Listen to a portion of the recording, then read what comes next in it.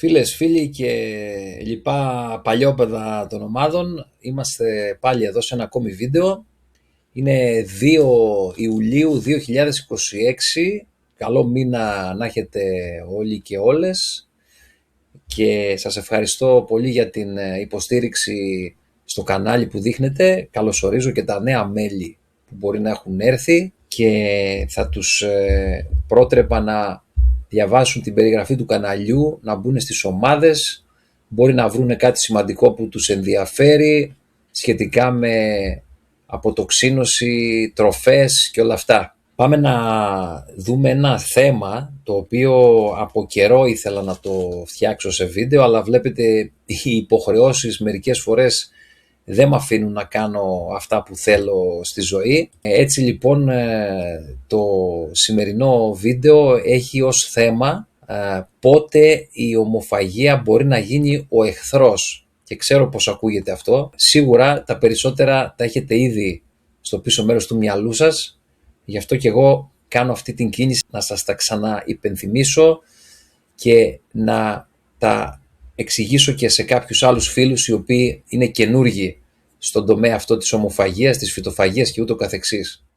Το πρώτο λοιπόν πράγμα το οποίο κάποιοι συνεχίζουν να κάνουν ασχέτως αν έχουν αλλάξει διατροφές και έχουν περάσει κάποια βήματα στο να εξελίξουν την διατροφή τους, είναι η καφεΐνη. Η καφεΐνη, παιδιά, είναι κάτι το οποίο αποτελεί καταφύγιο διέγερσης για πολλούς ομοφάγους, οι οποίοι την αντιλαμβάνονται ως ενέργεια την καφεΐνη, επειδή τους δίνει έτσι μια άμεση τόνωση. Η αλήθεια όμως είναι ότι πρόκειται για μια ψευδαίσθηση πραγματικής ενέργειας και μπορεί να έρχεται να σας δώσει ένα, αλλά θα πάρει πίσω 5 αργότερα, με την πάροδο του χρόνου δηλαδή. Η καφεΐνη διεγείρει το νευρικό σύστημα, γι' αυτό δεν είναι πραγματική ενέργεια, είναι σαν να μαστιγώνουμε τα επινεφρίδια να δουλέψουν υπερορίες και ακόμα και ουσίες όπως είναι η θεοβρομίνη που έχει μέσα το κακάο, έτσι, δεν δίνει ενέργεια στο σώμα όπως δίνουν οι υπόλοιπες τροφές, φρούτα, λαχανικά κτλ. Γιατί αυτές οι τροφές πραγματικά είναι που έχουν τα απλά ζάχαρα, τους μονοζαχαρίτες, και δίνουν την πραγματική άμεση ενέργεια, την δυναμική ενέργεια. Δεν δίνουν δηλαδή τη διέγερση. Η καφεΐνη λοιπόν μπλοκάρει τους υποδοχείς στον εγκέφαλο, αν θυμάμαι καλά, της αδενοσύνης, και αυτοί οι υποδοχείς είναι που μας δίνουν το μήνυμα πότε είμαστε κουρασμένοι. Οπότε πίνοντας καφεΐνη, έτσι, παράγεται μια αδρεναλίνη και κορτιζόλη. Έχετε δει μετά από ένα γεύμα που όλοι λένε τι καλά φάγαμε τώρα, περιμένουν καμιά ωρίτσα, πάνε να νηστάξουν και κατευθείαν πίνουν καφέ και μαστιγώνουν τα επινεφρίδια. Όχι, θα μείνεις ξύπνιος. Δεν θέλουν να παραδεχτούν ότι το φαγητό που φάγανε τους κούρασε. Έτσι πίνουν το καφεδάκι και κουκουλώνουν αυτή την κούραση. Έτσι. Αυτή η κατάσταση κάνει το σώμα, ας πούμε, το βάζει σε μια κατάσταση που λέμε μάχης ή φυγής. Το fight or flight, ας πούμε. Και η ενέργεια αυτή που νιώθουμε όταν πίνουμε καφεΐνη, εμείς όχι, αυτοί που πίνουν, έτσι, είναι στην ουσία η ενέργεια που επιστρατεύει ο οργανισμός για να διαχειριστεί αυτό το σοκ της διέγερσης, ωραία. Οπότε η χρήση αυτών των διαγερτικών, και όταν λέμε διαγερτικά εννοούμε εκτός από όλα τα είδη του καφέ, γιατί είναι μερικοί και λένε, είναι αυτοί οι ίδιοι άνθρωποι που λένε έκοψα το κρέας και σε ρωτάνε και το κοτόπουλο. Είναι οι ίδιοι άνθρωποι που τους λες ο καφές κάνει κακό. Και ο ελληνικός. Δεν ξέρω γιατί ακριβώς το κάνουν αυτό. Προσπαθούν έτσι κάπως να πιαστούν σαν μια σανίδα σωτηρίας, να κρατήσουν ένα είδος καφέ δήθεν ως πιο υγιεινό. Το ίδιο κάνουν και με τα αλάτια. Ο ένας τρώει μαλαΐον, εγώ τρώω μεσολογγίου, εγώ τρώω το ένα το άλλο. Κανένα αλάτι δεν είναι καλό, έτσι. Είναι όλα ανόργανα, δεν απορροφούνται σωστά από το σώμα. Το σώμα θέλει οργανικό νάτριο. Έτσι λοιπόν με την καφεΐνη και το κακάο προκαλείται μία κόπωση των επινεφριδίων και αυτή η συχνή διέγερση με καφεΐνη, έτσι, μπορεί να προκαλέσει νευρικότητα, ανησυχία, αϊπνία και φυσικά με την πάροδο των χρόνων ανεβάζει και τα επίπεδα του στρες, γιατί ανεβάζει την κορτιζόλη όπως είπαμε. Επίσης δεν είναι μόνο ο καφές και το κακάο που είναι διαγερτικά, ακόμα και το πράσινο τσάι, το μαύρο τσάι που είναι το χειρότερο τσάι απ' όλα, το μαύρο τσάι, έτσι. Ό,τι τσάι έχει μπροστά σαν λέξη ένα χρώμα, δηλαδή λευκό τσάι, κόκκινο τσάι, πράσινο, μαύρο, όλα αυτά τα τσάγια είναι βλαβερά. Είναι βλαβερά γιατί μακροπρόθεσμα θα σας προκαλέσουν αυτή τη διέγερση. Λοιπόν, τώρα, όχι ότι δεν έχουν κάποια αντιοξυδωτικά μέσα. Φυσικά και υπάρχουν αντιοξυδωτικά. Και τώρα τα τελευταία χρόνια είναι γνωστό το τσάι μάτσα, το matcha tea. Όχι μάκα, η μάκα, το τσάι μάτσα. Είναι άλλο τσάι αυτό. Η μάκα είναι ρίζα. Αυτές λοιπόν οι ουσίες έχουν μέσα κάποια τοξικά αλκαλοειδή. Αυτά τα αλκαλοειδή παράγονται από τα φυτά ως αμυντικοί μηχανισμοί, έτσι, για να μην τρώγονται από τα έντομα. Απλά το λέω αυτό γιατί ο μέσος άνθρωπος πιστεύει ότι για να έφτιαξε ο καλός ο Θεούλης σπόρους κακάο, πάει να πει ότι είναι κατάλληλοι για τον άνθρωπο. Δυστυχώς ο άνθρωπος ανακάλυψε το κακάο και δυστυχώς όλος ο πλανήτης με την καφεΐνη και όλα αυτά, δυστυχώς ζούμε σε ένα κόσμο που όλοι είναι εξαρτημένοι από μια καφεΐνη, από το καθημερινό τους καφεδάκι, το οποίο αν το σκεφτείτε κιόλας κάνει και πολύ κακό στην τσέπη σας. 2 ευρώ το πρωί, 2 ευρώ το μεσημέρι, για υπολογίστε το μήνα πόσο είναι αυτό, είναι ξέρω εγώ 60-100 ευρώ το μήνα μόνο από καφέδες. Για σκεφτείτε λιγάκι. Αν κάποιος λοιπόν προέρχεται από μια διατροφή που έτρωγε τα πάντα και θέλει να αλλάξει, να πάει σε φυτοφαγία ή ομοφαγία, μπορεί να μην τρώει τις επαρκείς ποσότητες φρούτων που χρειάζεται για να ξυπνήσει το σώμα να πάρει μπρος, για να του δώσει αυτή τη φρουκτόζη που χρειάζεται ο εγκέφαλος, χωρίς την ανάγκη ινσουλίνης που το λέμε συχνά αυτό, οπότε καταφεύγει σε ροφήματα τέτοια, ενεργειακά ποτά κτλ. Όλα αυτά να ξέρετε μπορεί να παρουσιάζονται από κάποιους γκουρού της φυτοφαγίας ή της ομοφαγίας, όπως είναι το matcha tea, ως υπερτροφές ή ως τα μαγικά ροφήματα που σου δίνουν ενέργεια. Και αυτοί ίσως να μην γνωρίζουν, ας πούμε, δεν θα πω ότι είναι δογματισμός, γιατί μπορεί να κάνω και λάθος, αλλά ίσως δεν γνωρίζουν το πόσο βλαβερή είναι η καφεΐνη. Το μόνο τσάι που επιτρέπεται είναι το τσάι του βουνού που επιτρέπεται, έτσι. Εγώ δεν θα σας πω τι να πίνετε, προς Θεού.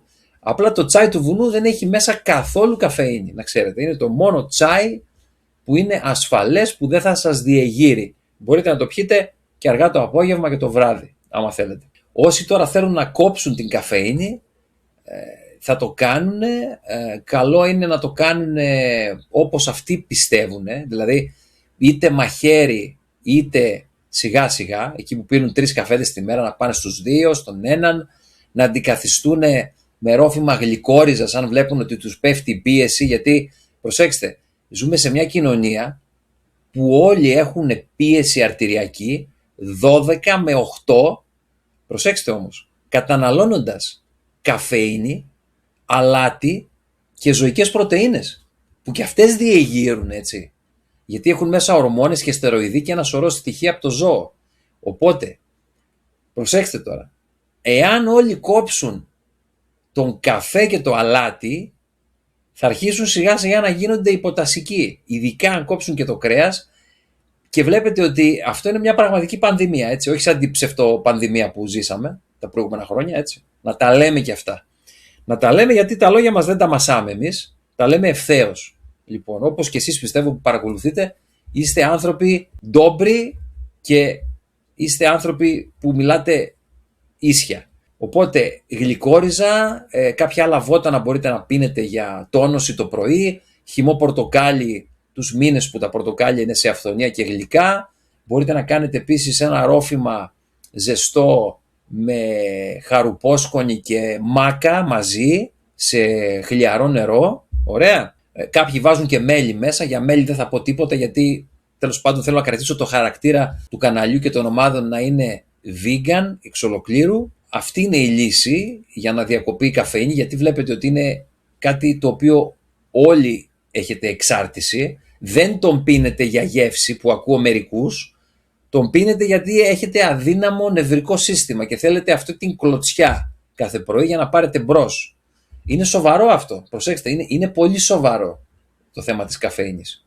Πάμε στο επόμενο θέμα μας. Το επόμενο θέμα είναι κάτι που το έχω αναφέρει πολλές φορές και ευθυγραμμίζομαι απολύτως με την φυσιολογία του ανθρωπίνου σώματος. Δηλαδή, τι θέλω να πω. Το επόμενο λάθος που κάνουν πολλοί στην ομοφαγία, έτσι, όχι πώς θα τους σκοτώσει αυτό, έτσι, προς Θεού, αλλά επιβαρύνουν το πεπτικό του σύστημα με τροφές που δεν είναι κατάλληλες για τη φυσιολογία του ανθρώπου να τρώγονται σε καθημερινή βάση. Και αυτές δεν είναι άλλες από τα πράσινα φυλλώδη λαχανικά. Καταλαβαίνω πως θα πείτε κάποια αντεπιχειρήματα, θα παραθέσετε ότι είναι πολύ θρεπτικά, έχουν σίδηρο, έχουν βιταμίνη C, έχουν σχεδόν όλο το σύμπλεγμα των β' είναι πολύ σημαντικό, έχουν χλωροφύλλη, είναι άμεσα αλκαλικά στον οργανισμό μας κτλ.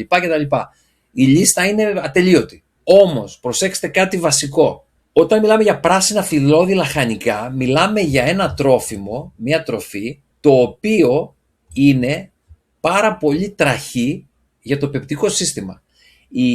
Οι φυτικές ίνες αυτές, του μαρουλιού για παράδειγμα, ή του κέιλ, που το κέιλ έγινε πολύ διάσημο τώρα τα τελευταία χρόνια τέλος πάντων. Το κέιλ ειδικά είναι γιατί είναι θιούχο λαχανικό και πρέπει να τρώμε θιούχα και έχουν κάποιες αιμονές με τα θιούχα και κάθε μέρα κοιτάνε πώς θα φάνε μπρόκολο, κουνουπίδια, κέιλ κτλ.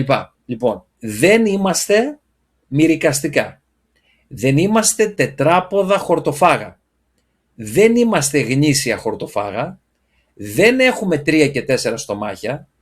Δεν έχουμε τα απαραίτητα ένζημα στο πεπτικό μας σύστημα, όσο και αν εξελιχθούμε, που μπορούν να επεξεργαστούν και να χωνέψουν τις τραχές φυτικές ίνες των πράσινων φυλλώδων λαχανικών και επίσης δεν έχουμε και τα απαραίτητα βακτήρια για να μπορούν να χωνέψουν πλήρως τα πράσινα φυλλώδη λαχανικά. Τώρα θα μου πείτε, και τι να κάνω, να τα αποκλείσω?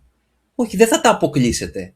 Απλά το να τρώτε καθημερινά μία πράσινη σαλάτα κάθε μέρα και την επόμενη μέρα και την επόμενη, αυτό κουράζει το πεπτικό σας σύστημα. Μπορείτε να πάρετε ορισμένα τρόφιμα πράσινα όπως είναι ο μαϊντανός, που είναι φοβερός, έχει και σίδηρο και βιταμίνη C και τα πάντα, και να τον ενσωματώσετε σε μία άλλη σαλάτα που μπορεί να είναι για παράδειγμα μία πολίτικη σαλάτα με λάχανο καρότο και διάφορα άλλα, πιπεριά κτλ.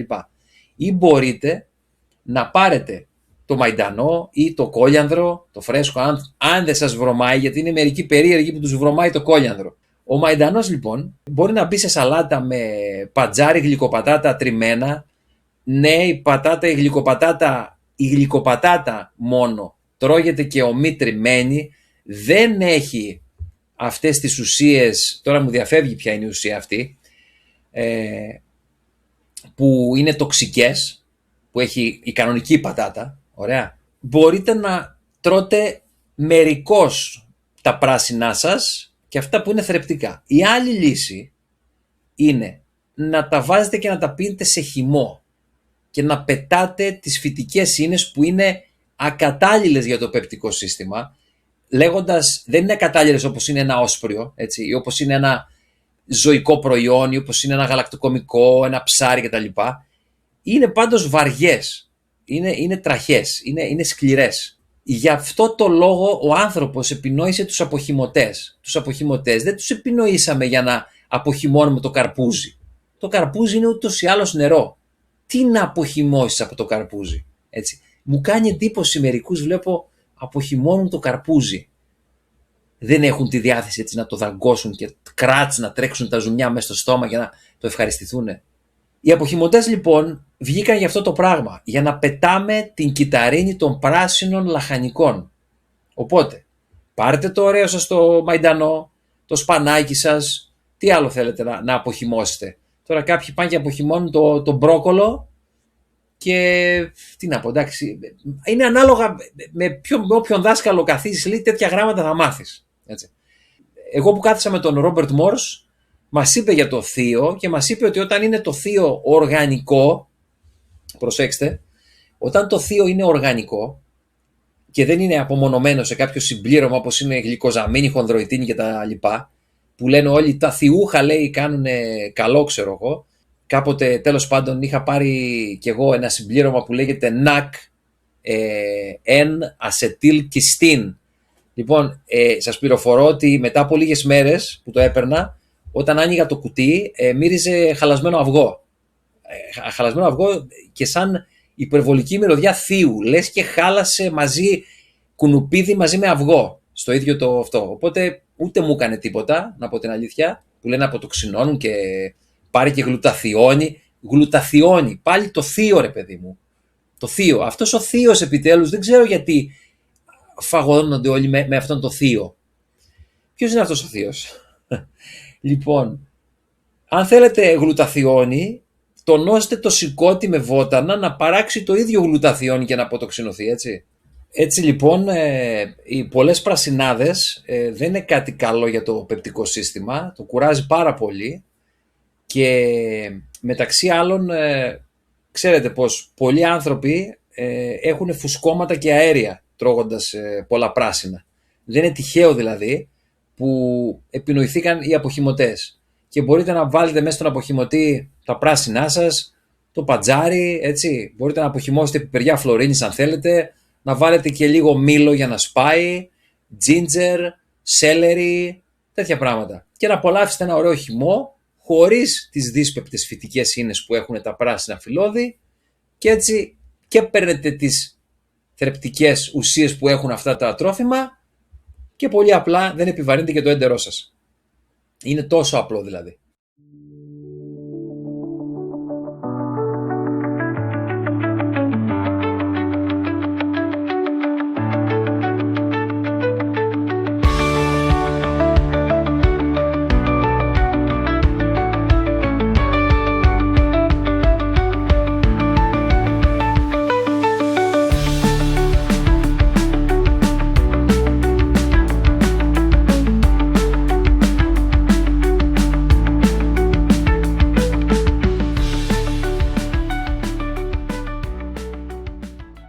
Το επόμενο λάθος της ομοφαγίας είναι το πιο κοινό απ' όλα θα έλεγα.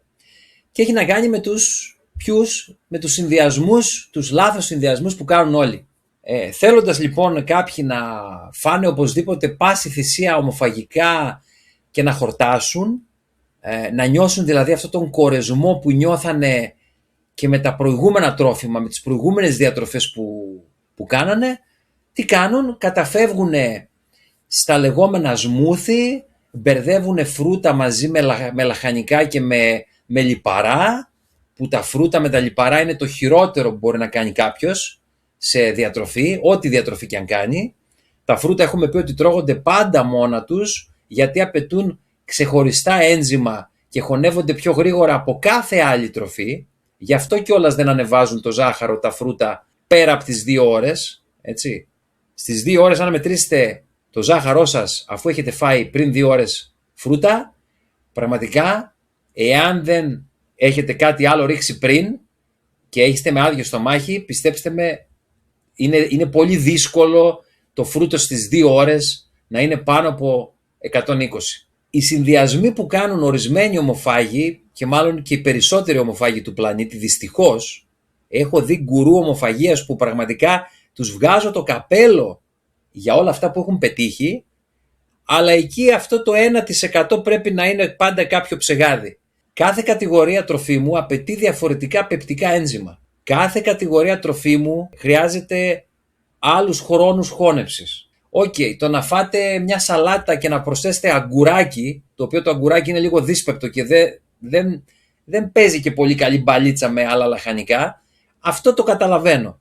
Ή το να βάλετε, ξέρω εγώ, σε μια σαλάτα, ξέρω εγώ, άλλος βάζει, ξέρω εγώ, εντάξει, ηλιαστή ντομάτα, άλλος βάζει ρόδι, ξέρω εγώ, σπόρους από ρόδι στα λαχανικά. Το ρόδι, αν είναι ξινό, έτσι, έχω πετύχει ρόδι που ήταν πολύ ξινό, έτσι. Κάπως τρώγεται, δεν είναι λάθος, γιατί και το λεμόνι ξινό είναι, ωραία. Αλλά το να βάλουμε τώρα και να αρχίσουμε να φτιάχνουμε τουρτίτσες και κάκια, μπάρες δημητριακών και να μπερδεύουμε μέσα αποξηραμένα φρούτα, βάζουνε, προσέξτε τώρα τι έχω δοκιμάσει έτσι από άτομο. Είχε βάλει χουρμάδες, σιρόπι αγάβης και μέλι και απ' την άλλη είχε λιναρόσπορο, κάσιους και καρύδια. 3 ζάχαρα με 3 λιπαρά. Αυτό να ξέρετε λέγεται ομοφαγική βόμβα διατάραξης πεπτικού. Και γιατί όχι και πρόκλησης αυξημένου ζαχάρου, άμα το συνεχίσει να το κάνει για πολύ καιρό και το συνηθίζει. Με λίγα λόγια, τα ομοφαγικά γλυκά που βλέπετε όλα έχουν μέσα κάτι λιπαρό με κάτι σε ζάχαρο. Γιατί το κάνουν αυτό? Γιατί ο κόσμος δεν έχει απεξαρτηθεί ακόμη από τις μερέντες και τις νουτέλες και όλα αυτές τις κρέμες με βούτυρο κακάο και ζάχαρη που έτρωγε και προσπαθεί να μιμηθεί όπως είναι κάποιοι που τρώνε, ας πούμε, που τρώνε σεϊτάν, ας πούμε. Κάνουν, ας πούμε, ακούστε τώρα, φτιάχνουν την ημέρα των ευχαριστειών, φτιάχνουν από σεϊτάν, το οποίο είναι καθαρή γλουτένη, πώς τη λένε, που τη γεμίζουν τη γαλοπούλα. Φτιάχνουν γαλοπούλα από σεϊτάν. Και κάθομαι και σκέφτομαι τώρα, γιατί να πρέπει να μιμηθούμε τον πανφαγικό τρόπο ζωής και να μην μείνουμε σε κάτι απλό που υπήρχε πάντα. Δηλαδή πάντα υπήρχαν, ας πούμε, φαλάφελ ή ρεβιθοκεφτέδες και γιατί να τους πεις ρεβιθοκεφτέδες? Εγώ στο μενού που έχω, στον κατάλογο που έχω, που μαγειρεύω στο σπίτι έτσι κάμια φορά. Γιατί κάποιος μπορεί να μου πει, Αντρέα, μ' αρέσει η μαγειρική σου, ξέρω εγώ αυτά. Δεν τους ονομάζω κεφτέδες. Τους ονομάζω, για παράδειγμα, φουρνιστούς δίσκους. Δεν θέλω να μοιάζει αυτό με κάτι που έτρωγε ο άλλος στην προηγούμενη του διατροφή και ήταν λάθος. Η ιδέα του γλυκού εννοείται πως υπάρχει, ωραία, αλλά εφόσον τα φρούτα είναι γλυκά από μόνα τους. Δηλαδή, εγώ όταν θέλω γλυκό, τι τρώω? Τρώω αποξηραμένα σίκα, τρώω κάνα χουρμά, τρώω λίγες σταφίδες ή μπορεί να έχω λίγα γκότζι μπέρι να φάω, αφού τα μουλιάσω πρώτα έτσι. Τα γκότζι μπέρι ειδικά είναι λίγο σκληρά, τα μουλιάζω οπωσδήποτε και τα σίκα. Και ικανοποιείται ο εγκέφαλος. Ξέρετε ποιος εγκέφαλος δεν ικανοποιείται? Είναι ανικανοποιητός πάντα. Αυτούς που σκέφτεται πολύπλοκα. Δεν θέλω να κρίνω κανέναν, αλλά καταδεικνύω κάποια πράγματα που επηρεάζουν το πεπτικό σύστημα, έτσι, και έχω κάθε δικαίωμα να τα πω. Δοκιμάστε αν θέλετε να κάνετε τόσο πολύ κάτι γλυκό, θα σας πω εγώ μια κρεμούλα που κάνω το χειμώνα. Σε αυτή την κρεμούλα λοιπόν βάζω μέσα λωτούς όριμους, να μην είναι σκληροί, μην είναι η μιλολωτή δηλαδή, η τζίρο, να έχουν μαλακώσει τέλος πάντων. Βάζω λωτούς, μπορώ να βάλω νερό καρύδας, το οποίο δεν έχει λιπαρά μέσα το νερό καρύδας σε σχέση με την καρύδα. Βάζω μία μπανάνα και βάζω και 3-4 χουρμάδες. Φτιάξτε το και ελάτε να μου πείτε αν δεν είναι το πιο ωραίο πράγμα που έχετε. Και μπορείτε να βάλετε και χαρουπόσχονη μέσα, να μοιάζει με κακάο, αν θέλετε τόσο πολύ να βλέπετε ότι αυτό που τρώτε είναι κάτι σαν έχει κακάο μέσα και τέτοια. Είναι πολύ ωραίο, είναι σωστός συνδυασμός. Έτσι, τα έχει τα ζάχαρά του, αλλά είπαμε όταν τρώγονται αυτά με άδειο στομάχι δεν αποτελούν κανένα πρόβλημα. Δεν θα πάθετε κάτι. Ξέρετε πού θα πάθετε κάτι? Πού τα φρούτα γίνονται εχθρός? Όταν τα τρώτε μαζί με λαχανικά, μαζί με λιπαρά, μαζί με πρωτεΐνες ή τα τρώτε σαν επιδόρπιο μετά από ένα γεύμα. Η λέξη επιδόρπιο που παραπέμπει πάντα σε κάτι γλυκό δεν θα έπρεπε να υπάρχει καν στον κατάλογο, στο λεξικό. Πρέπει να διαγραφεί. Είτε είσαι πανφάγος, είτε είσαι σαρκοφάγος, ομοφάγος κτλ. Πρέπει αυτό το πράγμα να το καταλάβεις, ότι η λέξη επιδόρπιο έχει σκοπό την κοιλιοδουλεία. Τίποτα περισσότερο. Ξέρω πως πολλοί δεν δέχεστε αυτές τις πληροφορίες που είπα για τους συνδυασμούς. Δεν με πειράζει. Εγώ ξέρω το πεπτικό μου είναι αθόρυβο, δεν κάνει ποτέ θορύβους. Αυτό που λένε ότι σημαίνει ότι πεινάς, γουργουρίζουν τα έντερα και τέτοια, δεν είναι ότι πεινάω. Έχει τύχει πολλές φορές και σε εσάς να φάτε κάτι και σε μια ώρα να γουργουρίζει η κοιλιά σας ενώ έχετε φάει αρκετά. Οπότε δεν είναι από πείνα αυτό. Τελειώνει ο μύθος αυτός. Εδώ. Σμούθι. Το smoothie είναι το πιο υγιεινό παύλα βλαβερό ρόφημα, γιατί και αυτό μέσα μπορεί να έχει μπανάνα με πρασινάδες, σπόρους τσία. Γενικώς μπερδεύουν πολλά, βάζουν και λίγες σταγόνες λεμόνι, που το λεμόνι με την μπανάνα είναι τελείως χ. Τι να πεις, δεν υπάρχει, δεν μπορείς να το πιάσεις από πουθενά το θέμα, γιατί έχει ήδη κάνει το γύρο του κόσμου όλο αυτό το ψέμα με τους λάθος συνδυασμούς. Πώς τώρα εμείς θα αποδείξουμε ότι δεν είμαστε ελέφαντες? Τέλος πάντων, υπάρχει ένα σμούθι που μπορείτε να κάνετε, σμούθι λαχανικών, να φτιάξετε το χυμό που είπα πιο πριν, με τα λαχανικά και το μήλο, το οποίο by the way το μήλο είναι το μόνο φρούτο που ταιριάζει σε μικρή ποσότητα όταν μπαίνει με λαχανικά, οποιοδήποτε μήλο δεν μας πειράζει, και αφού βγει ο χυμός από τον αποχυμωτή, να τον βάλετε στο blender με λίγο αβοκάντο ή με μισό αβοκάντο και το λεμόνι σας και να φτιάξετε ένα ωραίο σμούθι λαχανικών, το οποίο θα έχει και αυτή την παχύρευστη υφή και θα είναι απολαυστικό. Αλλά και πάλι ξαναλέω, αν θέλετε να πίνετε χυμούς ή να καταναλώνετε κάποιο σμούθι, θα πρέπει πρώτα να στριφογυρίζετε το ρόφημα στο στόμα, να καταλαβαίνει το στόμα ότι έχετε ρίξει τέτοιο πράγμα, γιατί ξέρετε, όταν βάζετε την τροφή μέσα σε blender ή σε αποχυμωτή, η τροφή αυτή έχει μασηθεί σε εισαγωγικά από ένα μηχάνημα. Οπότε καταλαβαίνετε πως θα πρέπει το σώμα να καταλάβει, θα πρέπει να μασίσετε το χυμό σε εισαγωγικά, για να καταλάβει το σώμα, για να παράξει τα ένζημα από το σάλιο, όπως είναι η αμυλάση. Πολύ σημαντικά για αυτά να τα θυμάστε. Το επόμενο πρόβλημα, ας πούμε, το οποίο επηρεάζει κιόλας και την... δεν θέλω να πω την ψυχολογία, γιατί η λέξη ψυχολογία για μένα είναι τελείως άστοχη. Δεν έχει να κάνει με ψυχή, δηλαδή έχει να κάνει με μυαλό και με νόηση. Επηρεάζει λοιπόν την νόησή σας αυτό το λάθος στην ομοφαγία που κάνουν κάποιοι και σε άλλες διατροφές, αλλά ειδικά στην ομοφαγία δεν χρειάζεται καθόλου. Είναι η αιμονή που έχουν με το καθημερινό και συνεχές μέτρημα και τον αυστηρό υπολογισμό των πάντων. Δηλαδή μετράνε τα μακροθρεπτικά στοιχεία. Μετράνε δηλαδή τα αμινοξέα, το άμυλο και τα λιπαρά που τρώνε. Ωραία. Οπότε αυτό μετατρέπει το φαγητό σε ένα μαθηματικό πρόβλημα που έχετε να λύσετε.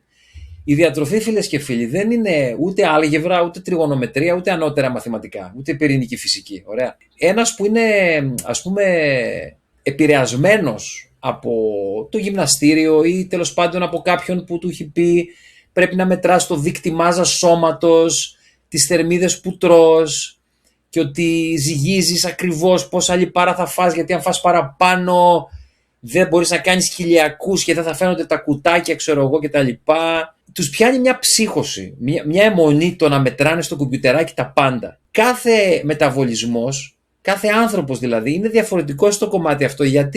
Γιατί έχει διαφορετικό ύπνο, διαφορετικό μεταβολισμό, διαφορετικό χρόνο περπατάει μέσα στη μέρα. Κάποιος δεν τρέχει καθόλου, κάποιος τρέχει λίγο, πιο πολλοί δεν τρέχουμε καθόλου. Έτσι, γιατί και το τρέξιμο καταπονεί τα γόνατα και τη μέση. Γενικώς δεν είναι ότι καλύτερο το να τρέχεις, ειδικά σε σκληρό έδαφος όπως είναι το τσιμέντο. Όλο αυτό το μέτρημα τελικά περισσότερο στρεσάρει τον οργανισμό παρά τον βοηθάει στο να τραφεί σωστά. Γιατί μας πιάνουν οι αιμονές και λέμε μήπως έφαγα παραπάνω, μήπως θα παχύνω, μήπως τελικά πάει λάθος όλο αυτό που έχω χτίσει με το γυμναστήριο, μήπως, και μπαίνει ο φόβος.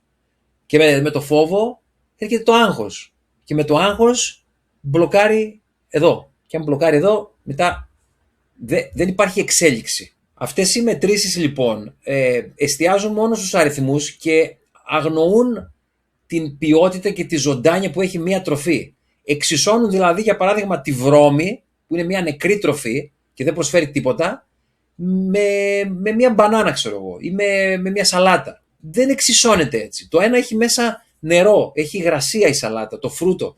Μεταβολίζεται εύκολα, δίνει ένζημα. Και αυτό το μέτρημα μας αποσυνδέει από το ένστικτό μας. Έχουμε ένστικτο να τρώμε κάποιες τροφές. Βέβαια, στις πόλεις που ζούμε μέσα, το ένστικτο αυτό έχει κάπως αλλοιωθεί και δεν το έχουμε. Αλλά πρέπει να ακούμε πότε πεινάμε πραγματικά. Πρέπει να νιώθουμε πότε χάσαμε ενέργεια και από ποιες τροφές θα πάρουμε ενέργεια. Η πρωτεΐνη δεν δίνει ενέργεια. Η πρωτεΐνη, αν έδινε ενέργεια, τότε θα τρώγαμε πρωτεΐνη και σε μισή ώρα θα μπορούσαμε να πάμε για τρέξιμο. Αλλά βλέπουμε ότι δεν γίνεται αυτό. Εκτός αν κάποιος κάνει την πονηριά και την πίνει την πρωτεΐνη σε υγρή μορφή και δεν χρειάζεται να τη χωνέψει, όπως θα χώνευε ένα κομμάτι κρέας ή ένα πιάτο ρεβίθια ή ξέρω εγώ οτιδήποτε άλλο. Οπότε όλα αυτά πρέπει να τα αναλογιστούμε. Προκαλεί κόπωση αυτό, πνευματική κόπωση το να μετράμε συνεχώς, έτσι. Και δημιουργεί και ενοχές, γιατί ο άλλος φοβάται, νομίζει ότι θα κάνει λάθος και πρέπει να μετράει κτλ. Ποτέ μου δεν μέτρησα, εκτός από μια περίοδο που μετρούσα θερμίδες για να δω στο περίπου τι τρώω μέσα στη μέρα, χωρίς όμως να με κάνουν κουμάντο οι θερμίδες. Ήθελα να δω εγώ από μόνος μου ενστικτωδώς αυτά που τρώω, πόσες θερμίδες βγαίνουν. Βγαίνανε κάποιες θερμίδες που ιδανικά ήταν καλές για μένα. Δεν μου φάνηκε κάτι περίεργο. Έτσι. Απλά ήθελα να το κάνω, να το περάσω το στάδιο. Το έκανα, το είδα, τελείωσε. Δεν μετράω τίποτα. Ένα άλλο πρόβλημα που υπάρχει στην ομοφαγία είναι ότι, και όχι μόνο στην ομοφαγία, πολλές φορές πηγαίνοντας στη λαϊκή αγορά βλέπω κόσμο που προτιμάει να τρώει άγουρα τα φρούτα. Το έχω προσέξει αυτό. Δηλαδή τρώνε τα ακτινίδια άγουρα. Λένε γιατί λέει, δεν έχει λέει, πολλά ζάχαρα λέει, το φρούτο που είναι άγουρο και είναι πιο καλό. Λοιπόν, ακούστε τώρα τι γίνεται. Αν είναι να φάτε άγουρα φρούτα, μη φάτε καθόλου. Τα άγουρα φρούτα είναι ολέθρια στην ομοφαγία και γενικώς, γιατί από βιολογικής άποψης είναι ανώριμα τελείως.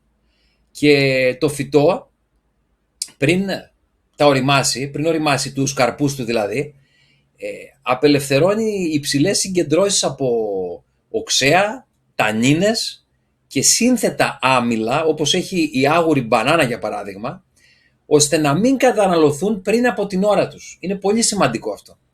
Όταν τα τρώμε άγουρα λοιπόν, τα φρούτα, το σώμα στερείται τα φυσικά ζάχαρα που έχει ανάγκη και επίσης λείπουν και τα ένζημα που θα ήταν παρόντα στο ώριμο φρούτο και έτσι η τροφή γίνεται εξαιρετικά δύσπεπτη και αυτός που την τρώει πραγματικά δεν ξέρω τι νιώθει εκείνη την ώρα. Νιώθει ωραία. Επίσης η οξύτητα αυτή του φρούτου όταν τρώγεται άγουρο ερεθίζει τη λέμφο, τη βλενογόνο και μπορεί να προκαλέσει και στομαχικές διαταραχές. Έτσι, χώρια του ότι ένα τρόφιμο που είναι άγουρο, ένα φρούτο είναι άχρηστο τελείως. Αυτό φυσικά σαμποτάρει και τη διαδικασία της αποτοξίνωσης, δεν σας ωφελεί με τίποτα και σε πολύ χειρότερες περιπτώσεις μπορεί να προκαλέσει και ναυτία και κράμπες κτλ. Μετά έχουμε τις πρωτεΐνες. Οι πρωτεΐνες είναι ίσως το μοναδικό μακροθρεπτικό στοιχείο που κάποιος που μπαίνει στην ομοφαγία πραγματικά ανησυχεί πάρα πολύ. Από πού θα πάρει πρωτεΐνες. Γιατί προσέξτε, το πρόβλημα που έχουν πολλοί με την ομοφαγία είναι ότι δεν ξέρουν από πού θα πάρουν πρωτεΐνες. Βέβαια αυτοί ακολουθούν το 1 γραμμάριο πρωτεΐνης για κάθε κιλό βάρους, έτσι, το οποίο δεν είναι καθόλου βιώσιμο για τη σωστή διατροφή που λέγεται ομοφαγία. Δεν είναι καθόλου βιώσιμο πραγματικά. Ακόμα και αν κάποιος είναι vegan και τρώει μαγειρεμένες τροφές και εννοείται πως δεν κάθεται να τρώει κάθε μέρα όσπρια γιατί προκαλούν διάφορα στο πεπτικό, δεν υπάρχει περίπτωση να φτάσει ούτε το 0,6 γραμμάρια πρωτεΐνης ανά κιλό σωματικού βάρους. Δεν υπάρχει περίπτωση. Εγώ κάθισα και υπολόγισα όλα αυτά τα χρόνια, από το 2016 θα πω, δεν θα πω από το 2014 που έγινα vegan, θα πω από το 2016 που είμαι αρκετά ομοφάγος, ότι πραγματικά έχω στη διατροφή μου λαμβάνω 0,3 με 0,4 γραμμάρια πρωτεΐνης από όλα αυτά τα αμινοξέα που τρώω. Τα ελεύθερα αμινοξέα κυρίως, γιατί πρωτεΐνες γενικώς προσπαθώ να τις αποφεύγω. Θα φάω έτσι, μπορεί να φάω μια φορά το μήνα, 2 ή σε καμιά γιορτή, ξέρεις, κάνα όσπριο, κάνα ξηροκάρπι, το χειμώνα ειδικά μπορεί να τρώω και μέρα παραμέρα ξηροκάρπι, μουλιασμένο, ως εκεί, έτσι. Οι πρωτεΐνες λοιπόν στην ομοφαγία θα πρέπει να καταλάβουν όλοι οι φίλοι που μας ακούνε ότι δεν θα πρέπει να τις κυνηγάτε. Δεν θα πρέπει να γίνετε ο Ινδιάνα Τζόουνς των πρωτεϊνών. Γιατί γενικώς η πολλή πρωτεΐνη και γενικώς η πρωτεΐνη, γιατί αν πω ότι η πολλή πρωτεΐνη προκαλεί ζημιά στο πεπτικό σύστημα, θα πει ο άλλος και πώς είναι η πολλή πρωτεΐνη. Δηλαδή μπορεί να θεωρεί ότι μέχρι 80 γραμμάρια πρωτεΐνη στη μέρα είναι καλά. Πώς γίνεται 80 όταν στην ομοφαγία μαζί με ξηρούς καρπούς ένας άνθρωπος μπορεί να φτάσει μέχρι 30 γραμμάρια. Πώς θα βγουν τα υπόλοιπα 50 γραμμάρια? Με πίεση, με σκόνες αμινοξέων και διάφορα άλλα cheat. Εμείς δεν θέλουμε cheat και κλεψιές και συμπληρώματα. Εμείς κάνουμε φυσική διατροφή όσο μπορούμε. Έτσι, δεν τα θέλουμε αυτά. Το πεπτικό σύστημα λοιπόν επιβαρύνεται γενικώς από κάποιες πρωτεΐνες, ακόμα και φυτικές, όπως ανέφερα πριν, οι οποίες έχουν αντιθρεπτικά στοιχεία, όπως είναι οι λεκτίνες, το φυτικό οξύ, έχουν θείο αρκετό, γι' αυτό όταν μαγειρεύουμε όσπρια κοιτάει ο κόσμος να τα βράσει καλά, να πετάξει τα νερά, έτσι. Δεν είναι τυχαία όλα αυτά. Όλα αυτά βγήκαν από κάποια συγκεκριμένη γραμμή για να γίνει το τρόφιμο εύπεπτο. Αλλά από θέμα σοφίας, άμα το σκεφτούμε, πώς γίνεται η φύση να έφτιαξε κάτι που απαιτεί ανθρώπινη επεξεργασία για να καταναλωθεί πιο ιδανικά? Δεν έχει λογική αυτό. Τουλάχιστον δεν καταλαβαίνω τη λογική.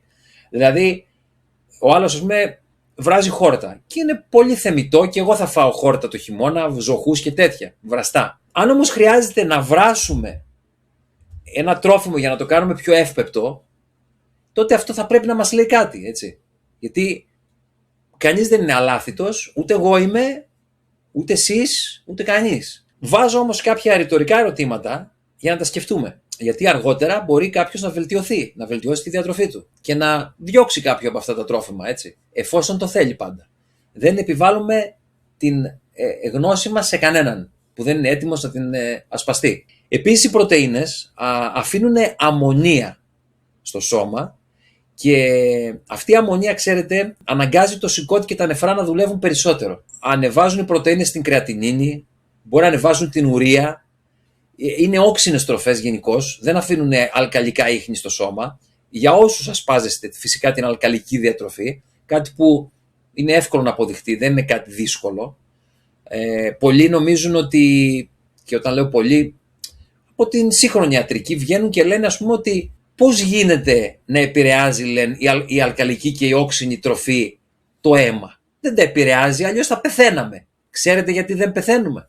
Γιατί κάθε φορά που τρώμε μια όξινη τροφή, το σώμα αναγκάζεται να κλέψει ή ηλεκτρολίτες ή ασβέστιο ή οτιδήποτε άλλο χρειάζεται για να εξουδετερώσει αυτή την οξύτητα. Γιατί πραγματικά έχουν γίνει μετρήσεις στο αίμα ανθρώπων μετά από ένα γεύμα, ακόμα και μετά από κατανάλωση μαγειρεμένων λαδιών, ακόμα και ελαιόλαδου, ναι βεβαίως. Αν θέλετε να καταναλώσετε ελαιόλαδο, παρακαλώ καταναλώστε το ομό ή τέλος πάντων μαγειρέψτε το κάτω από 170-160 βαθμούς, γιατί οξυδώνεται. Βγαίνουν κάποιοι και λένε τηγανίστε, λέει, με ελαιόλαδο, εξαιρετικό παρθένο, λέει, ψυχρής έκθλιψης, wow. Και λέει τηγανίστε τα ψάρια, τηγανίστε τις πατάτες. Παίρνεις ένα λάδι που έχει χαμηλή οξύτητα, έχει όλες αυτές τις ουσίες που προσφέρει η ελιά, με ψυχρή εξαγωγή, και θα το μαγειρέψεις, θα το τηγανίσεις. Το πρόβλημα είναι ότι πείθουν τον κόσμο αυτοί οι άνθρωποι.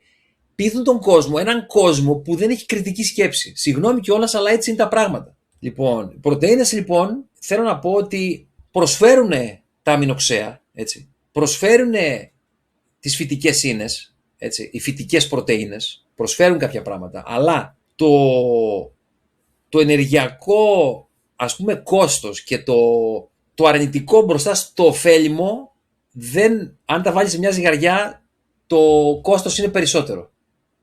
Αυτό λέω. Είτε μιλάμε για φυτικές πρωτεΐνες, είτε μιλάμε για ζωικές, για οτιδήποτε. Αλλά επειδή τείνουμε να είμαστε φυτοφάγοι από τη φύση μας και φρουτοκαρποφάγοι για την ακρίβεια, μπορούμε να φάμε τέτοιες τροφές, απλά να τις τρώμε με πολύ πολύ προσοχή και όχι συχνά, γιατί γίνονται και εθιστικές. Έτσι. Έχουμε πει πολλές φορές ότι το ανθρώπινο στομάχι πρέπει να διασπάσει την πρωτεΐνη, δεν μπορεί να τη χρησιμοποιήσει έτοιμη από το σώμα. Το σώμα δεν μπορεί. Πρέπει το σώμα να καταλάβει αμινοξέα ότι μπαίνουν. Δεν καταλαβαίνει έτοιμες πρωτεΐνες. Μετά έχουμε το αλάτι. Το αλάτι, έτσι, φυσικά είναι κάτι ομοφαγικό, είναι ομό το αλάτι. Το αλάτι, προσέξτε τώρα, η παγίδα του αλατιού είναι αλκαλικό το αλάτι και μας δίνει επίσης, το θαλασσινό αλάτι μας δίνει ιώδιο και μας δίνει και νάτριο. Άρα το αλάτι είναι κάτι που πρέπει να το έχουμε στη διατροφή μας κάθε μέρα. Σωστά? Λάθος. Το αλάτι είναι το μόνο πράγμα που είναι αλκαλικό και σταδιακά κάνει ζημιά στον οργανισμό. Σταδιακά. Θεωρώ πως αν τρώτε 2-3 φορές το μήνα αλάτι δεν θα πάθετε κάτι. Το καθημερινό είναι αυτό που πειράζει. Λοιπόν, τι κάνει το αλάτι λοιπόν? Το αλάτι αυτό που πωλείται έξω, είτε είναι Χαβάης, είτε είναι Μαύρης Θάλασσας, είτε είναι Κέλτικο, Ιμαλαίων, Μεσολογγίου, πάνω από τα βράχια που λένε ανθός αλατιού. Έτσι, το έχετε ακούσει. Όλα αυτά είναι πολύ ωραίες, έτσι, πολύ ωραία περιτυλίγματα σε μια κακή συσκευασία. Το ανόργανο αλάτι λοιπόν είναι αυτό που υπάρχει παντού. Δεν μιλάω για το χλωριούχο νάτριο, το τελείως πεθαμένο αλάτι. Μιλάω για τα άλλα αλάτια που δήθεν είναι υγιεινά. Δεν υπάρχει υγιεινό αλάτι, όπως δεν υπάρχει αλκαλική πρωτεΐνη, όπως δεν υπάρχει εύκολο χρήμα στη ζωή, όπως δεν υπάρχει απόλυτη υγεία στη ζωή, όπως δεν υπάρχουν πολλά πράγματα στη ζωή. Έτσι. Το αλάτι είναι κάτι που το βάζει ο κόσμος για 3 πράγματα, θα έλεγα. 3. Πρώτον, έχει αδύναμα επινεφρίδια. Δεύτερον, το αλάτι του δίνει τη γεύση που επιζητεί όντως. Και τρίτον, αυτό τώρα που θα σοκάρει πολλούς, το αλάτι ενεργοποιεί στο σώμα μία ορμόνη που λέγεται οκιτοκίνη, η οποία είναι η ορμόνη της αγάπης και της εμπιστοσύνης. Ακούστε τώρα πράγματα, έτσι. Η οκιτοκίνη λοιπόν είναι η ορμόνη της αγάπης και της εμπιστοσύνης, σε αντίθεση με την ντοπαμίνη που είναι η ορμόνη της ευχαρίστησης ή με τη σερωτονίνη που είναι η ορμόνη της ευτυχίας. Βλέπετε λοιπόν ότι είμαστε έρμεα της βιοχημίας μας και των ορμονών μας και όλες αυτές οι καταστάσεις, πιστέψτε με, δεν πηγάζουν από την ψυχή που έχουμε, πηγάζουν από τη βιοχημία του σώματος. Έχετε προσέξει πολλές φορές όταν τρώτε μόνο φρούτα και ποικιλία φρούτων μέσα στη μέρα, πόσο πιο κάπως γίνεστε ευτυχισμένοι, κάπως βάζετε στην άκρη λιγάκι ό,τι σας απασχολεί και δεν αναλώνεστε τόσο πολύ με όλα αυτά τα προβλήματα. Ενώ όταν τρώτε κάτι βαρύ, τείνετε να σκέφτεστε πιο μίζερα, πιο αρνητικά, πιο απεσιόδοξα. Τουλάχιστον εγώ που έχω κάνει συζητήσεις με ανθρώπους, μου το λένε αυτό σχεδόν όλοι. Και είναι φαινόμενο που θα έπρεπε να καταγραφεί. Το νάτριο λοιπόν του ανόργανου αλατιού που πωλείται οπουδήποτε εκεί έξω, σε μορφή αλατιού, τι κάνει? Βλάπτει τους ιστούς, προκαλεί κατακράτηση υγρών και μπορεί δυνητικά να αυξήσει τον όγκο του αίματος, αναγκάζοντας την καρδιά, τέλος πάντων, να δουλέψει περισσότερο και τα νεφρά και όλα αυτά. Έχουμε την απώλεια ενός πολύ σημαντικού ηλεκτρολίτη που λέγεται κάλιο. Όταν το σώμα δέχεται ποσότητες νατρίου, που είναι ανόργανο, προσπαθεί να διατηρήσει αυτή την αυστηρή ισορροπία μεταξύ νατρίου-καλίου, δηλαδή επινεφριδίων νεφρών. Και έτσι τι κάνει? Συχνά οδηγεί το πολύ αλάτι και γενικώς η καθημερινή χρήση αλατιού σε απώλεια καλίου από τα κύτταρα. Και μετά ο άλλος τι κάνει? Λέει, έχω μουδιάσματα, λέει, στις παλάμες, ξέρω εγώ, μήπως είναι από την καρδιά μου, μήπως είναι ή ξέρω εγώ παθαίνω κράμπες. Ναι, μπορεί να είναι το μαγνήσιο, αλλά μπορεί να είναι και το κάλιο. Έτσι. Είναι πολύ σημαντικό. Τα ανόργανα λοιπόν αυτά στοιχεία, τα ανόργανα άλατα που έχει μέσα το αλάτι, κρυσταλλώνονται και συσσωρεύονται στους ιστούς. Και αυτό δεν είναι κάτι που το θέλετε. Επίσης μπορεί να επηρεάσει και άτομα που έχουν αρθρίτιδα, μπορεί να μαγκώνουν οι αρθρώσεις τους αν τρώνε καθημερινά αλάτι. Το ότι μπορεί να προκαλέσει δίψα και τέτοια, το ξέρουμε αυτό. Και πολύ απλά αν πίνετε νερό μετά από την κατανάλωση αλατιού, αυτό μετά μπορεί να υπερλειτουργήσει τα νεφρά και να χάσετε μέσα και άλλα μέταλλα που δεν θα θέλατε, όπως και ηλεκτρολίτες. Αυτό είναι το πρόβλημα. Το ανόργανο αλάτι λοιπόν, όπως είναι όλα αυτά που κυκλοφορούν εκεί έξω, και ξαναλέω έτσι, ούτε εγώ είμαι κανένας Άγιος, θα φάω και αλάτι, έτσι, το λέμε όλοι, το αλάτι είναι, η ζάχαρη κόβεται. Το αλάτι, πιστέψτε με, είναι κάτι που κόβεται πάρα πολύ δύσκολα. Εξαιρετικά δύσκολο. Δεν ξέρω κάποιον να έχει κόψει το αλάτι. Και έναν που γνώρισα που το είχε κόψει για 3 χρόνια, μετά που ξανάφαγε, πρίστηκε κατευθείαν το σώμα του. Απίστευτο. Έτσι λοιπόν ικανοποιείται η προσωρινή ανάγκη για νάτριο, τρώγοντας ανόργανο αλάτι, αλλά αυτό δημιουργεί ένα φαύλο κύκλο στον οργανισμό. Και είναι κάτι που μετά το άτομο θα θέλει να ζητάει συνέχεια αλάτι στη ζωή του. Βέβαια, απ' την άλλη έχουμε και το θέμα των επινεφριδίων, όπως είπα, που αν κάποιος ζητάει αλάτι σίγουρα έχει αδύναμα επινεφρίδια, τα έχει εξαντλήσει είτε από τον καφέ, είτε από κακό ύπνο, είτε από κακή διατροφή κτλ. Και εδώ τώρα πάμε σε ένα κομμάτι που πάλι θα ενοχληθούν κάποιοι, έτσι. Βέβαια, πολύ καλύτερα να τρώτε αυτά εδώ τα τρόφιμα που θα αναφέρω τώρα, παρά να τρώτε μαγειρεμένες τροφές, έτσι, ή παρά να τρώτε ζωικά προϊόντα, ή παρά να τρώτε μπάρες πρωτεΐνης που πουλάνε εκεί έξω. Αυτά είναι προτιμότερα, έτσι. Αλλά, προσέξτε, θα αναφερθώ στο θέμα κατάχρησης και υπερβολικών λιπαρών. Και αυτό που αναφέρομαι δεν είναι άλλο από τα αποξηραμένα σε αποξηραντή κρακεράκια και διάφορες μπάρες και ψωμάκια και τέτοια. Αν παρατηρήσετε, πολλές φορές σε τέτοιες συνταγές υπάρχουν μέσα πολλά λιπαρά. Υπάρχουν πολλά λιπαρά και πάντα έχουμε ένα τρόφιμο το οποίο είναι στεγνό. Οπότε, στα πλαίσια μιας υγιεινής ομοφαγικής διατροφής, χωρίς εγώ φυσικά να είμαι διατροφολόγος, το έχουμε πει, το λέμε και στην αρχή του βίντεο, δεν είναι λάθος να τρώτε τροφές σε αποξηραντή, αλλά όταν αυτό γίνεται συχνή συνήθεια, πού βλάπτει αυτό? Οι τροφές αυτές είναι στεγνές. Δεν έχουν να κάνουν καμία σχέση, δεν έχουν με φρέσκα φρούτα και λαχανικά. Είναι μια στεγνή τροφή που έχει στεγνώσει από ένα μηχάνημα για να προσφέρει τη δυσκολία μάλλον στην πέψη, την περισσότερη δυσκολία στην χώνεψη, για να νιώθει το άτομο ότι έχει καλύτερο κορεσμό ή για να αντικαταστήσει το βλαβερό ψωμί που μπορεί να έτρωγε. Στερούνται δηλαδή αυτά τα κρακεράκια σε αποξηραντές, στερούνται νερού. Δεν μπορούν να διατηρήσουν ούτε βιταμίνη C στα ποσά που υπάρχει στο φρέσκο τρόφιμο, ούτε να διατηρήσουν εκείνα τα ένζημα που έχει το φρέσκο τρόφιμο, και πολλές φορές, όπως είπα, μπορούν να μπουν περισσότεροι από έναν ξηρούς καρπούς, μπορεί να προσθεθεί επίσης και να προσθεθεί αρκετό αλάτι για να γίνουν πιο νόστιμα, εισαγωγικά, αδυναμία επινεφριδίων, το έχουμε πει αυτό, και πολλές φορές κάποιοι μπορεί να βάλουν και ζάχαρα μέσα στην μπάρα αυτή που θα φτιάξουν στον αποξηραντή και να γίνει μια βόμβα, όπως είπαμε, ζύμωσης, τοξικότητας, αερίων και ούτω καθεξής. Το ύπαρ, το σηκώτη σας επιβαρύνεται με αυτά τα τρόφιμα, τα στεγνά. Το ύπαρ, όπως όλα τα όργανα, θέλει γρήγορη χώνεψη, δεν θέλει να ζορίζεται.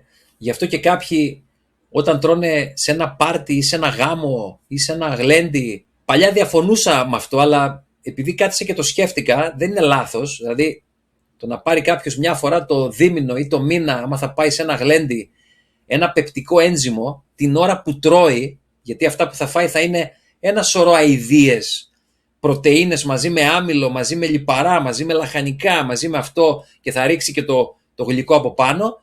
Εκεί εγώ το πεπτικό ένζυμο πραγματικά καλύτερα να το πάρετε παρά να μην το πάρετε. Αλλά προσέξτε, αν σας γίνει συνήθεια θα καταστρέψετε το πάγκρεας. Εάν αρχίσετε να τρώτε μπερδεμένες τροφές, βαριές, και παίρνετε ένζημα σε συχνή βάση, τότε θα καταστρέψετε το πάγκρεας. Προσέξτε πολύ καλά. Τα πεπτικά ένζημα με άδειο στομάχι έχουν κάποια ωφέλη. Μπείτε, ψάξτε, διαβάστε. Τα πεπτικά ένζημα με άδειο στομάχι βοηθάνε το σώμα. Αλλά προσέξτε αυτό που είπα για τα πεπτικά ένζημα. Εάν αναλωθούν, και γίνεται αυτό συχνά, για να χωνεύουν τροφές, το πάγκρεας μετά τεμπελιάζει και μετά γίνεται τεμπέλικο, γίνεται νοχελικό και δεν παράγει τα ένζημα που πρέπει. Εγώ ποτέ δεν πήρα αποξηραντή, γιατί θεώρησα πως δεν το χρειάζομαι. Δηλαδή, σκέφτηκα πως αν είναι να φάω ένα τρόφιμο στον αποξηραντή, που να έχει μέσα ξηρό καρπό, που είναι πρωτεΐνη και είναι βαρύ για το πεπτικό μου, προτιμώ να φάω ένα πιάτο μπάμιες με γλυκοπατάτα στην κατσαρόλα ή στο φούρνο, που δεν έχει πρωτεΐνη καθόλου και δεν με επιβαρύνει, ασχέτως αν είναι ψημένο ή βραστό. Ωραία. Δηλαδή κάθομαι και ζυγίζω πράγματα που παλιά δεν τα υπολόγιζα. Δηλαδή μπορούν οι ομές τροφές, όπως είπα, εάν υπάρχει καφεΐνη, εάν υπάρχουν πολλά λιπαρά, εάν υπάρχουν πολλά λάδια, πολλά λαχανικά πράσινα, πολλά σταυρανθή λαχανικά, που κάποιοι τα τρώνε ομά τα σταυρανθή λαχανικά και δυστυχώς, όπως βλέπετε στη φωτογραφία, δεν είναι ό,τι καλύτερο για κάποιον να τρώει ομά σταυρανθή λαχανικά. Ναι, ξέρω, είναι τραγανά, είναι τρυφερά πάνω αυτά του μπρόκολου. Προσέξτε όμως κάτι. Υπάρχει ένα είδος ζαχάρου μέσα στο μπρόκολο που λέγεται ραφινόζη. Η ραφινόζη λοιπόν είναι, έχετε ακούσει για τους μονοζαχαρίτες, τους πολυζαχαρίτες, τους διζαχαρίτες. Η ραφινόζη λοιπόν είναι τριζαχαρίτης. Τι περιέχει μέσα η ραφινόζη που έχει το μπρόκολο? Περιέχει φρουκτόζη, γλυκόζη και γαλακτόζη. Προσέξτε, το μπρόκολο έχει γαλακτόζη. Αλλά, εδώ γελάω τώρα γιατί ξέρω πολύ τρομάξατε. Άλλο η λακτόζη που περιέχει το γάλα και το τυρί και δεν ξέρω που άλλο υπάρχει στα ζωικά, και άλλο η γαλακτόζη. Η γαλακτόζη λοιπόν είναι ένας μονοζαχαρίτης που παράγεται αυτόματα στα φυτά. Ωραία. Τα φυτά χρησιμοποιούν αυτή την γαλακτόζη ως δομικό υλικό. Όμως, τι γίνεται τώρα? Η ραφινόζη δεν είναι, αυτό το συνδυασμός δηλαδή, η ραφινόζη δεν είναι τόσο συμβατή για τον οργανισμό όπως είναι η γλυκόζη και η φρουκτόζη. Έτσι. Τα δύο απλά τέλος πάντων ζάχαρα. Το μπρόκολο και το κουνουπίδι λοιπόν, αυτό ήθελα να πω, ότι περιέχουν μέσα αυτή τη ραφινόζη. Αν θέλετε να φάτε κάποιο θιούχο λαχανικό, που και εγώ τρώω εννοείται, προτιμήστε τη ρόκα. Η ρόκα έχει, παρόλο που ανήκει στα σταυρανθή, η δομή της είναι πολύ διαφορετική και είναι λιγότερο, μάλλον είναι πιο φιλική για το πεπτικό μας από ότι το μπρόκολο και το κουνουπίδι. Ωραία. Δεν έχει αυτή τη συμπαγή, τη δομή του μπρόκολου και του κουνουπιδιού. Ωραία. Και διασπάται πολύ πιο εύκολα. Αυτά λοιπόν για τα λάθη, ας πούμε λάθη της ομοφαγίας. Καλό είναι να υπάρχει διάκριση. Να πω κιόλας και για τα πολλά λιπαρά, εντάξει, το αναφέραμε μαζί με τα υπόλοιπα τα λάθη, ότι τα πολλά λιπαρά προκαλούν ζημιά και γενικώς προκαλούν σοκ στο ύπαρ και στη χολή. Η χολή πρέπει να δουλέψει υπερορίες και 12 ώρα ας πούμε για να ξεφορτωθεί αυτά τα λιπαρά. Βέβαια χρειαζόμαστε να γίνεται συχνά, με εξαίρεση φυσικά τις περιόδους που κάνουμε νηστεία χωρίς λιπαρά.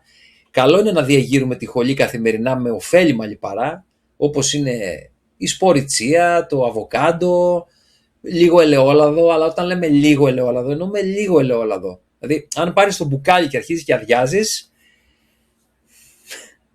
μετά εντάξει, κάπου χάνουμε το μέτρο, έτσι. Γιατί, εντάξει, στα φρούτα το μέτρο, στα ζουμερά φρούτα δεν υπάρχει όριο, πραγματικά δεν υπάρχει μέτρο στα ζουμερά φρούτα, αλλά τώρα στα αποξηραμένα φρούτα και σε στεγνές τροφές όπως είναι το λάδι και τα άμυλα και η ξηρή καρπή και όλα αυτά, εκεί πρέπει να βάλουμε μέτρο. Οπωσδήποτε. Είναι τοξικά τα λιπαρά γενικώς, θέλουν πολύ μέτρο τα λιπαρά. Υπάρχουν κάποιοι ομοφάγοι που κατά καιρούς είχα ακούσει, όπως είναι ο Jack Albitron, κάπως έτσι. Τώρα αυτός, ξέρω εγώ, θα είναι καμιά 60-65 χρονών, πρέπει να είναι. Έλεγε ότι τρώει μισό αβοκάντο τη μέρα μόνο από λιπαρά και του φτάνει. Του είναι αρκετό αυτό. Βέβαια δεν ήταν απόλυτος ομοφάγος, όπως άλλωστε ποιος είναι, μετρημένη στα δάχτυλα του ενός χεριού. Από τα 38.000 μέλη που έχει η ομάδα, να είναι 5 ή 100% ομοφάγοι. Φυτοφάγοι που το τηρούν. Πραγματικά. Και δεν είναι ανάγκη έτσι να είστε απόλυτοι ομοφάγοι. Δεν υποχρεώνουμε κανέναν και δεν πρέπει να σας πιάνει κιόλας και μανία. Δηλαδή, εντάξει, είστε κάπου έξω, ωραία. Μπορεί να σας μυρίσει, αν είστε απόλυτοι ομοφάγοι, μπορεί να σας μυρίσει και το βραστό το πατζάρι να φάτε. Δεν είναι κακό να φάτε ένα βραστό πατζάρι, ωραία. Προσπαθήστε η διατροφή να μην υπερισχύει την ευχαρίστηση που έχει η ζωή σε ορισμένα πράγματα. Έτσι. Γιατί η ζωή είναι απόλαυση. Βέβαια τρώμε για να ζούμε. Δεν ζούμε για να τρώμε, αλλά μπορείτε μερικές στιγμές να απολαύσετε και κάτι. Κάτι που δεν έχει ζάχαρη. Κάτι που δεν είναι ζωικό. Κάτι που είναι, τέλος πάντων, που το πεθυμίσατε ρε παιδί μου. Χωρίς όμως αυτό να γίνει εξάρτηση. Προσέξτε. Αν γίνει εξάρτηση, τότε έχετε πράγματα να διορθώσετε στο σώμα σας. Ευχαριστώ πάρα πολύ για το χρόνο σας που μου δώσατε και είδατε αυτό το βίντεο. Ελπίζω να βοήθησα. Το βίντεο φυσικά πάλι έγινε μεγάλο. Δεν ξέρω, μου βγαίνει πάντα μεγάλο. Δεν γίνεται αλλιώς. Προσπάθησα να το μαζέψω όσο μπορούσα. Καλό καλοκαίρι και πάλι. Θα τα λέμε, αλλά εγώ σας λέω καλό καλοκαίρι. Καλά μπάνια να κάνετε. Να μαυρίσετε. Εάν καίγεστε εύκολα, βγαίνετε ή νωρίς το πρωί ή αργά το απόγευμα να συνηθίσει το σώμα, το ηλιακό φως, για να μην χρειάζεστε φυσικά να βάζετε και τοξικό αντιλιακό, το οποίο τα πιο πολλά αντιλιακά έτσι γνωρίζετε πως είναι και καρκινογόνα. Θα δείτε πολλά βιντεάκια που ανεβάζω στις ομάδες, τα οποία είναι από ένα άλλο κανάλι YouTube, που είναι λίγο χύμα το κανάλι εκείνο, απλά επειδή το έχω σαν ας πούμε αποδιοπομπαίο τράγο, άμα γίνει κάτι να κλείσουν εκείνο το κανάλι, ανεβάζω εκεί ό,τι έχει να κάνει με ενέσεις και με, ξέρετε, ενέσεις, φάρμακα, ιατροφαρμακευτικό σύστημα κτλ. Ευχαριστώ και πάλι λοιπόν που με παρακολουθήσατε. Να είστε όλοι καλά και θα τα πούμε ξανά. Αν σας άρεσε το βίντεο, κάντε ένα like. Άμα θέλετε, έτσι. Δεν με νοιάζει καθόλου. Φιλιά σε όλους και όλους. Γεια σας.